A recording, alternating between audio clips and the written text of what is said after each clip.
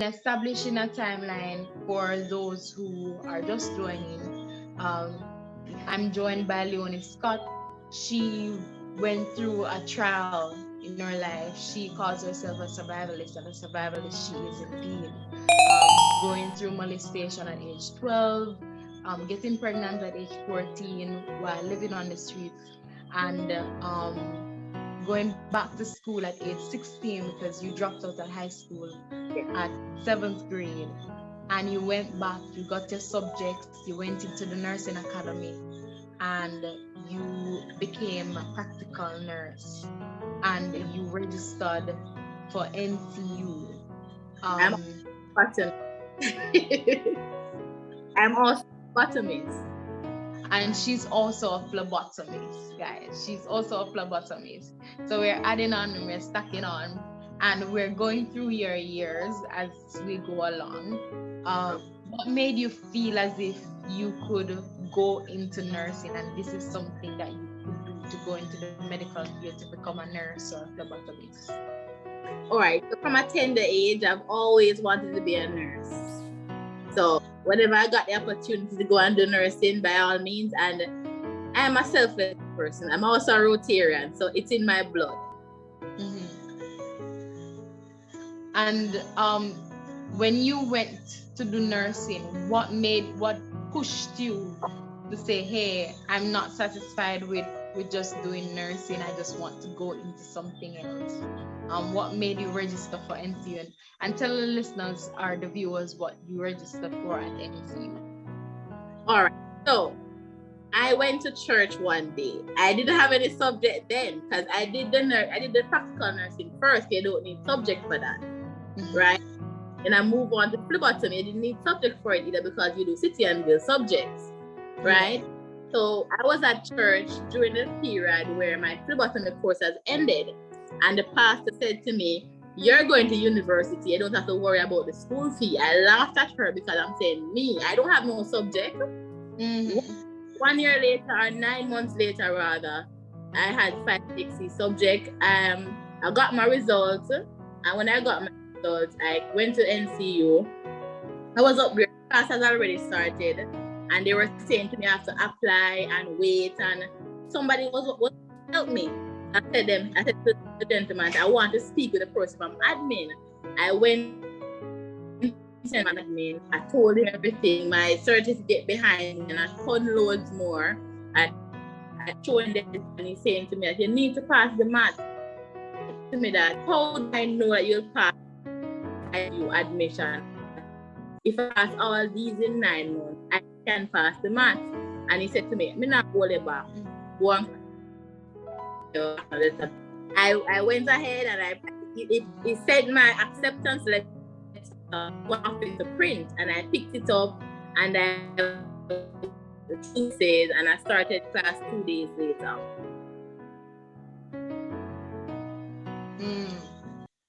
That's power right there. Yeah. So you're coming from somebody with no activities, no subjects, somebody who will at grade when people are just starting, and you pulled yourself up, became a practical nurse, became a phlebotomist, and you moved on to becoming a social worker.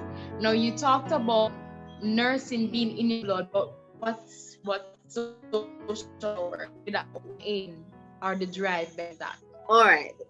Let me say, I was sitting on seat of the scornful. I never knew of the career path called social work. I was sitting at the seat of the scornful, and persons in the brown uniform, I asked what they do. I went home, I did my own research, and Tammy was like, "This is what you should do. This is what you should do." And the office, I said, "This is what I want to do." So I realized for caring professions, and it pretty much tied what I really wanted to do then. And right, I think it's very important to highlight that both nursing and social work are very caring professions. And normally when people go into either of these professions, it's really about, the experience that they've had and the drive that they've had they've garnered throughout life to help others who were just as less fortunate or even more to navigate life's difficulties.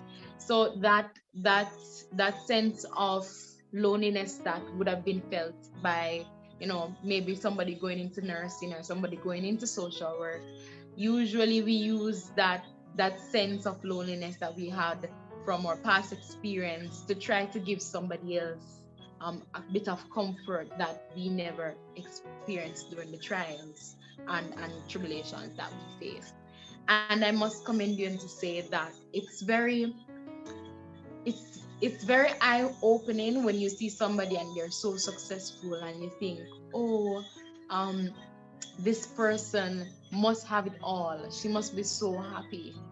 But when you hear about where you're coming from and the things that you've encountered, the challenges that you've overcome, and the paths that you've taken to where you are now, it's really eye-opening, the fact that everybody's more than what we see on the surface. True. And we've all clawed our way up from rock bottom, we've clawed our way up to become who we are and what we are. And I'm especially proud of the fact that I know you to be that person. You clawed your way up and you are where you are now because you wanted to be there and you desired to be there. You went into NCU and you started your social work degree. And what happened after that? All right. After that? Everything was going quite fine. I was getting the A's I want, some B's that I was disappointed in. What happened was that financially things was going down for me and I wanted a job. So I applied for a job. Right. So I applied for a job, but during that time I also applied for summer classes. And I was doing a class before a prerequisite and I was turned away. So then I went along, got recruited by the company I'm working for now, rather. And I didn't know about the field either. It's like I'm jumping something I don't know anything about. I just really need the money. Right? So then I was telling the lady that was recruiting me that, listen to me, I don't know nothing about, because the lady called me, hey, give me this job and you come for the interview, etc. I started telling her, hey, I have this job. And she said, based on your resume, being a social worker in training and being a nurse, you are fit for this job, because in this job you empower persons to make a certain decision in their lives. So I said, okay. Yeah. And when I got through the presentation and saw the figures, and I realized I was able to practice what I really needed to. Because I was able to practice nursing and my social work in one. I was able to finance myself, and that was important for me at the point where I was. And now as I'm in this career path, I'm extremely grateful because I'm able to cover all my expenses. Right. You have you've shown me that not only myself, but the persons who may be listening and watching, that prayer does work. Because here you are at university, you needed the money, and here comes along an opportunity for you to have access to the money, and not only that, but to use your expertise and everything that you've garnered from your different professions that you've mastered and put it into one profession. So life is going pretty great by this time. What happens after that? Because you mentioned that you were at school, you're finishing up your social work degree and you got a job. And then what's the big thing that happened after that? What took a turn in your life? All right. So after I got my job, things was going fine. I was qualifying for all those different nice things where my company rather is concerned. Then I got pregnant because that's my pregnancy. Everything was perfectly fine. I know my job is going well. I'm qualifying for everything I need to qualify for. But I got pregnant, and everything was pretty nice, fancy, pink and white, everything was good. And then stillbirth came knocking at my door.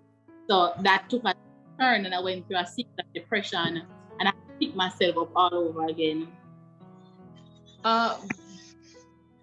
It's really hard. It's really, really hard when you lose a child.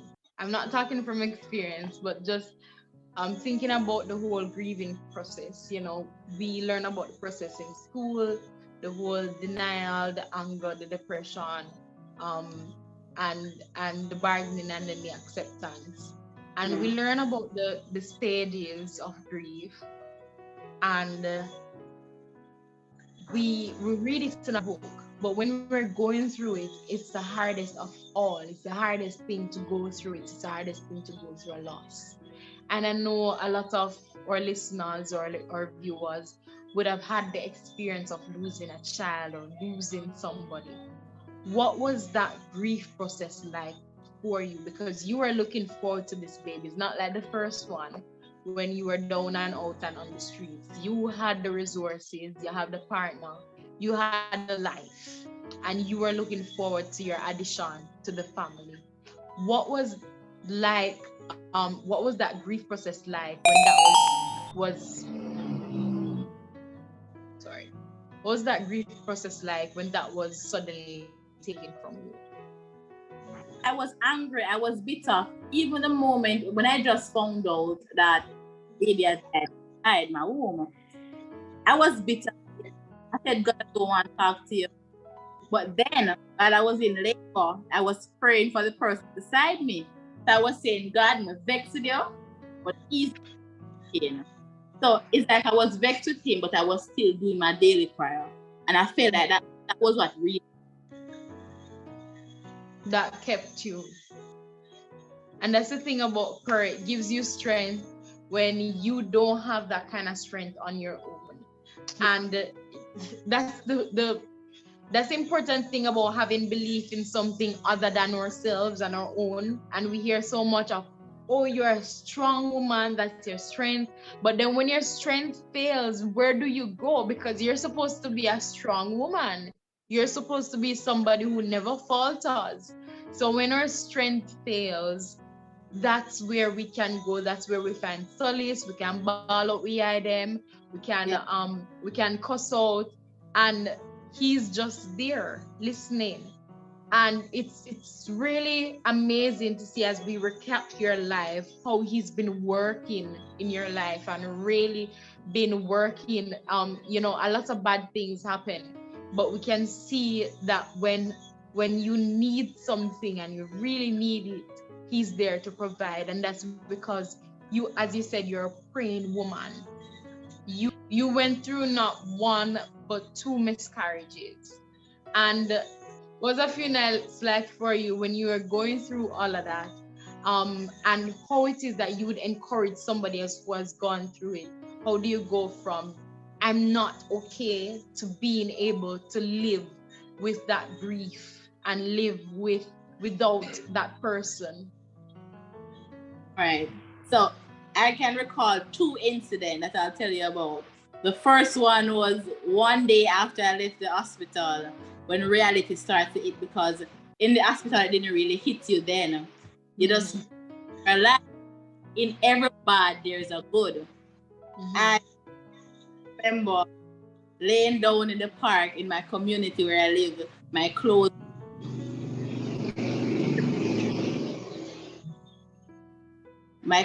all messy, my friends couldn't talk to me, I didn't know myself, and some persons called the security and tell them a mad woman is in the park, because we had a park where persons dragged. And when I felt that, and I didn't want to pray, but I had prayed at that point. I didn't pray much. I was angry at God, but then I had praying friends, and I had supportive friends. A second situation where I upset the following morning, and I say, no, this is it, God, I'm ready to go. And I took up the bottle to take the pill, and I don't know when I fall asleep. And that was just last scenario, ever since then, God has been elevating me mentally. And that's the thing about rock bottom. When we get there, we either wallow or you go up. And you went up and you went up. And it's now been, you say it's been a year. It's been a year. And what is your mental space like now? What are you feeling now? Do you still have nights when you feel like, God, why this happened? Or do you still have moments when you feel like that baby should have been here? Why isn't that baby here? Do you still have those moments of weakness? What advice would you give to somebody who feels as if they're at rock bottom and they're just wallowing and they can't move on? They don't know how to move on. All right. So I do have moments where, because I just moved and I have to move my baby stuff with me. And I look at them and I smell the scent and I'm like, wow, Azizi would have been here. But then I know that God knows best, because she died inside of me. I could have died. So maybe God has preserved my life. So I look for the good within the situation. Yeah. And as my space, I'm in a much better space inside, because I've seen where God has been giving me double for my trouble. God has been giving you double for your trouble. Yeah. Right. Because he never promised that there won't be a cross to bear or any burden, but he just promised that he would be there with us. He gave you double for your trouble. And just to recap, what Leony has said, for those who have experienced this type of loss, whether it's miscarriage, whether it's grief of someone that you've lost, just to note that it's good to have praying friends and family and a support network around you. It's good to keep praying, always keep praying, no matter the bad that has happened, no matter the ugly that has happened. You have to keep praying, even if you're angry at God at the moment. You have to keep that connection with him, and to also be able to recognize the good in everything. I think those are 3 gems that we can take away from this conversation. No matter if we forgot everything else, no matter if we, dismiss everything else, those are 3 gems that we can take away from this conversation, no matter what.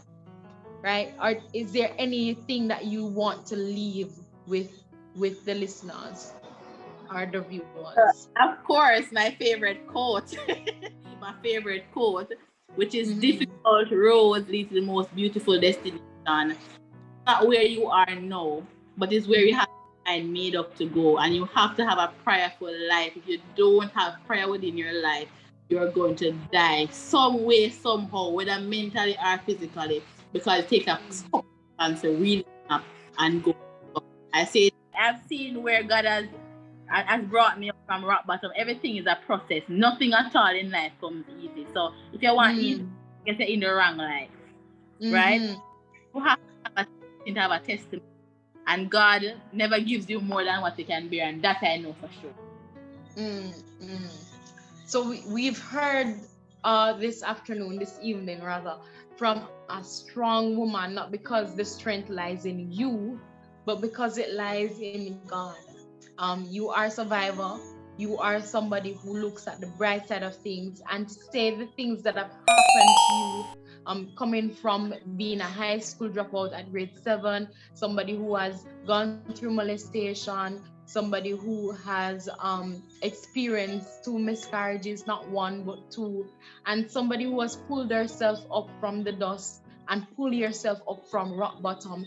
But you are here and you have decided to be a survivor and not a victim of your circumstance. And I think that in itself deserves an applaud, and that in itself deserves a commendation. All right, so just to take away some gems from conversation this afternoon, as Leony said, always remember when you're going through your trials to have praying friends and families, a supportive network around you. Always remember to pray. Always keep God in the conversation, even if you're mad at him, even if you want to cuss him out, even if you're angry, even if you're upset, keep him in the midst and still keep talking to him. And always remember that in bad situations, And always remember in the bad situations to look at the good, the positive side of things. So we thank Leony for coming this afternoon and sharing with us this conversation. I know it must not have been easy, but you came on this platform on Speak Your Truth to share your story. And we are grateful for the fact that you braved it to come here and give others a little piece of your truth in order to encourage and inspire somebody. Thanks for coming, Leony. It was a pleasure having you. And I do hope you continue to put your strength in the Lord. And I do hope you continue to, be that praying, fervent, strong woman. Yes? All right. So here at Speak Your Truth, we seek to create an IREE space of inspiration, relatable, empowering, and elevating content. Much of what you saw this afternoon. So if you did like what you see and you see what you like, remember to like, share, and subscribe. And of course, share with a friend who needs also to be here to get this inspiration and motivation weekly, every Thursday at 8. So see you all next week, same time, same place, every Thursday at 8. It was a pleasure having you here. It was a pleasure seeing you all. I'll see you guys next week. Later. Bye.